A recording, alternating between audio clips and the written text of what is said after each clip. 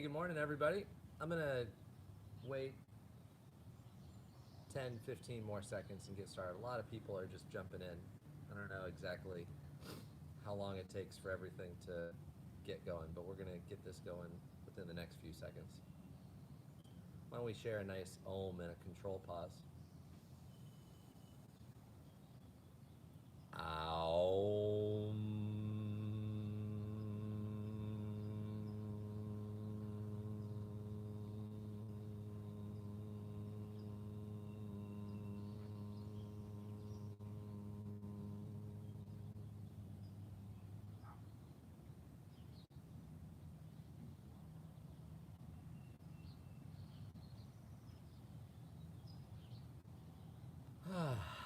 Oh boy, does that feel good. Morning, everybody. Today we're going to talk about one of my favorite things, which is floor play. And this is kind of a good follow up to yesterday when we talked about hands. Because I think you should rub your hands, rub your face, and then go straight to your feet. And that's how we're going to start with our rolling patterns. So, from a butterfly position, this is where you would want to do some interlacing of the fingers, work some isometrics there, and if you want, you can go 1 foot at a time for that foot rubbing, but that's not what today's really about. I do think it's a good idea to rub your feet, but what we're talking about is rolling around on the floor. And this has a ton of benefits that range from being able to play with children more easily and well, and be nice and athletic. There's also the element of readiness. If you can quickly get up and down off the floor, if you can maneuver yourself easily on the floor, then those are valuable skills that will give you a lot more confidence and power in your life, which is what we're looking for. I'm definitely interested in sharing the easiest ways with the least amount of effort to give you the greatest results. So we're going to start with something called the butterfly roll. And this can be done 2 ways, or likely way more, but the 2 ways that I like are little momentum and then also very slow. So I'm going to go through it real quick. You want to roll onto your shoulder, look over your other shoulder, and then come up the other side. So I'm going to roll over to the side,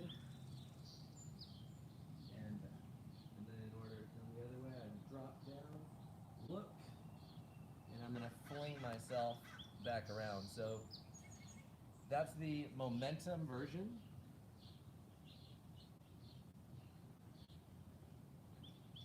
And you get a really nice massage across your upper back. You get some free money in terms of the hip mobility aspect. This is a great place to do some happy baby type of exercise.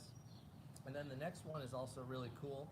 We're going to go very slow, make it a lot more about the tension connection between your arms and legs, and we're going to make it a little bit more of a mobility and core exercise. So I'm going to roll to the side, drop myself down, and then I'm going to take the top leg and I'm going to use that to slowly leverage myself up, and we'll show that again here. So as I roll over to the side, I'm going to kick and reach and roll. And we'll go one this way, kick, reach, and roll. And I call that a butterfly roll. You may call it something different. As soon as you're done with those butterfly rolls, we're going to switch straight into what's called an SI shuffle. So sacroiliac joint shuffle. And this can be made harder or easier. Arms overhead, arms behind, or holding some sort of load. And this is a really surprisingly powerful exercise. And you know, I have worked with a lot of people over the last 15 years, and all kinds of things can go a little bit wonky with the normal adult life on hips, but it's really crazy how much these things really make a big difference. And if you're someone who spends a lot of time on a foam roller, I would challenge you to roll around on the world's largest foam roller, which is the world, for 5 or 10 minutes instead, and see if you don't feel more supple, athletic, and mobile by the end of that. All right, so we have our butterfly roll, we have our SI joint shuffle, and then we're going to go to something that is very powerful. It's going to be this lateral rolling series from the ground. So first and foremost, a lot of people have different ideas about rolling. I think it is valuable to do an upper body or a lower body lead. Some people call this soft rolling. So what I'll do is I'll use my head and my arm and I'll guide the way over, and then I'll use my head and my arm and I'll guide the way back. And I can do that same thing with my feet. All right, so that's easy as it gets. Test all 4 quadrants and see which one gives you the greatest challenge, because that's a good clue that you'll want to do a little bit of extra work there. All right, so then we also have the in, out, out, where we're going to be a little bit more dynamic. It's still not going to be a hollow roll, which we'll get to, but you want to bring the elbows and knees together.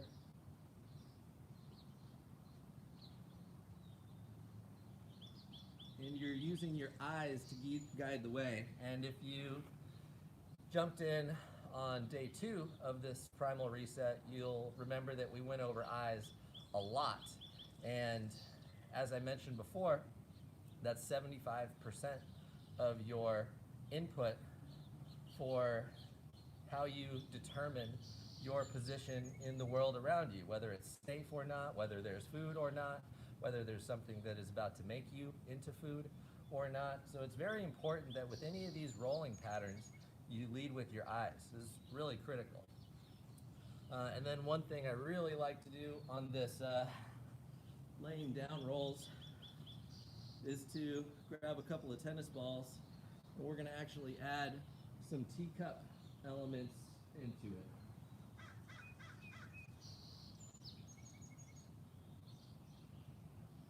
And don't squeeze them, just let them sit up there. So it's going to make me a lot more focused.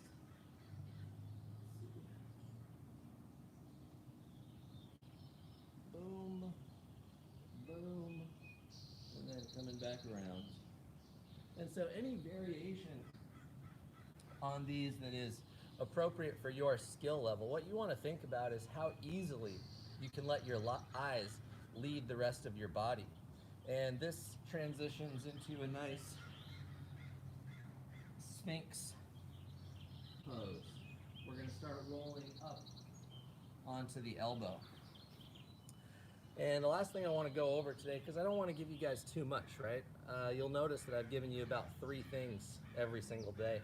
And my recommendation is that you actually do all of these things every day. I'm not giving you things that are just academic. I'm giving you actually a recipe and a formula for how to reconnect with your primal origins.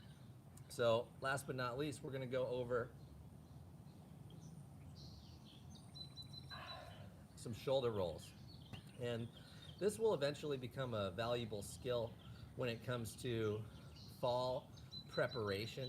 So fall prevention and fall preparation are something I talk about in a lot of my courses.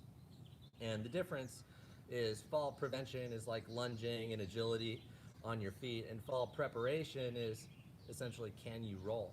So we're going to start out with a shoulder roll from the ground, and I'm going to show you how that expands out quickly though into the bigger picture rolls.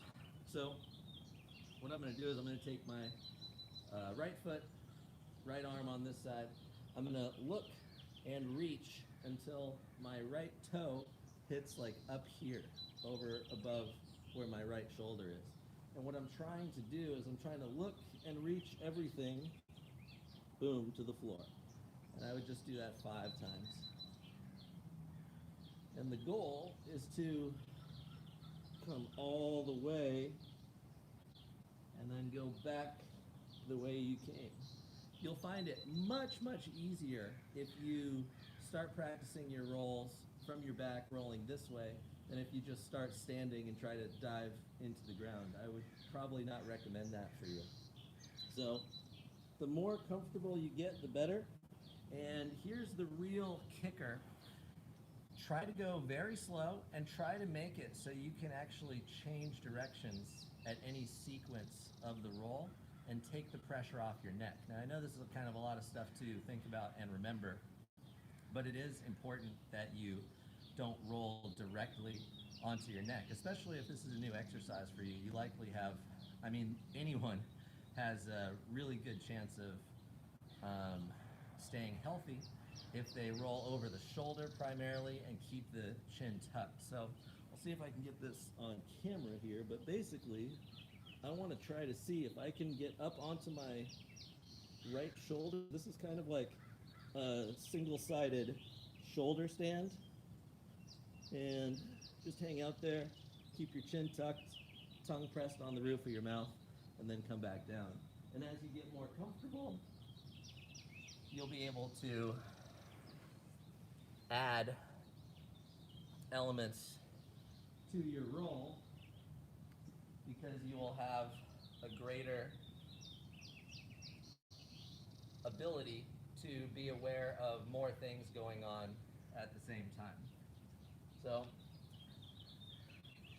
as we get more comfortable with this, it's going to slowly transition to standing. And the truth is, I shouldn't even go over standing rolls right now. It's a little bit too complex, but if you are able to, you want to think about it like this. You want to spread out the force of falling over as much surface area of your body as possible. So you're going to turn yourself into a big arc.